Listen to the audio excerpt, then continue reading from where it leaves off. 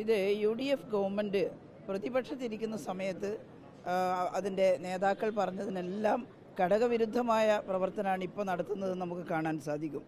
ഇപ്പോൾ സ്വർണ്ണക്കൊള്ള കേസ് തെറ്റിദ്ധരിപ്പിച്ച് ഇടതുപക്ഷത്താണ് എന്തോ അതിൻ്റെ ഉത്തരവാദിത്വം എന്ന നിലയിലാണ് തെരഞ്ഞെടുപ്പിൻ്റെ സമയത്ത് നാടാകെ പ്രചരിപ്പിച്ചത്. അന്നത്തെ ദേവസ്വം ചെയർമാനായിരുന്ന ഒരാൾ അവിടെ ഉണ്ടായിരുന്നു ആ സമയത്ത് എന്നുള്ളത് കൊണ്ട് LDF ആണ് സ്വർണം കട്ടത്, അല്ലെങ്കിൽ സഖാക്കളാണ് സ്വർണം കട്ടത് എന്നുള്ള നിലയിൽ പ്രചരിപ്പിക്കാൻ അവർ ശ്രമിച്ചു എന്നുള്ളതാണ്.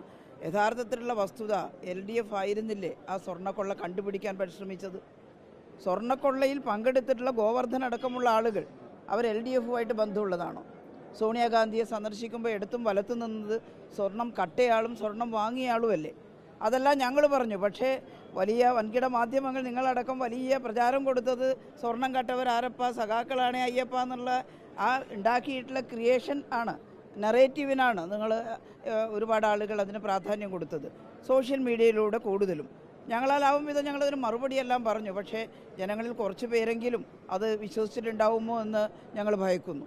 പക്ഷേ ഇപ്പോൾ നോക്കൂ, പ്രതികൾക്ക് വേണ്ടി വാദിച്ച വക്കീൽ ദേവസ്വത്തിൻ്റെ അഡ്വക്കറ്റായിട്ട് ഗവൺമെൻറ് തിരഞ്ഞെടുത്തിരിക്കുകയാണ്. എന്താ അതിന് മറുപടി പറയാനുള്ളത്? അപ്പോൾ ആരാണ് ഈ സ്വർണ്ണ കൊള്ളക്കാരെ സഹായിക്കുന്നവർ, അവരുമായി ബന്ധപ്പെടുന്നവർ? ഇലക്ഷനെല്ലാം കഴിഞ്ഞു, പക്ഷേ നമുക്ക് ഈ നാട്ടിൽ ഇനിയും ജീവിത പ്രശ്നങ്ങളുണ്ട്, ജനങ്ങളുടെ പ്രശ്നങ്ങളുണ്ട്.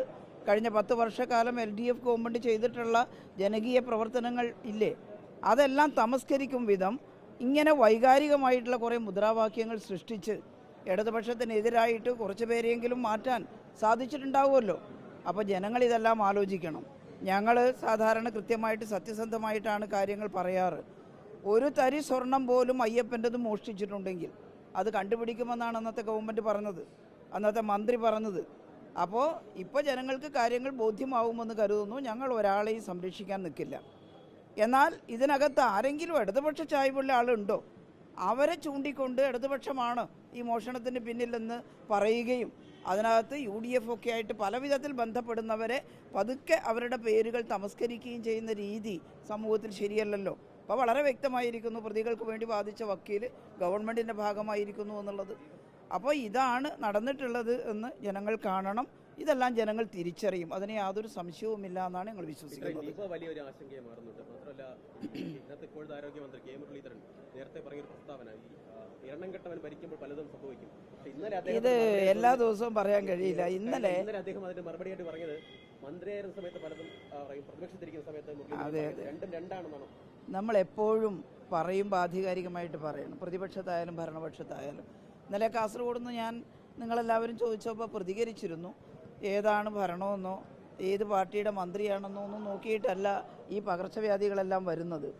അപ്പോൾ വരുമ്പം അതിനെ നേരിടാൻ ഒരുമിച്ച് നിൽക്കണമെന്നാണ് ഞാൻ ഇന്നലെ എൻ്റെ ഒരു അനുഭവത്തിൽ പഴയൊരു മന്ത്രി എന്നുള്ള നിലയിൽ ഞാൻ പറഞ്ഞത് അതാണ്. അത് തന്നെ എനിക്കിന്നും പറയാനുള്ളൂ.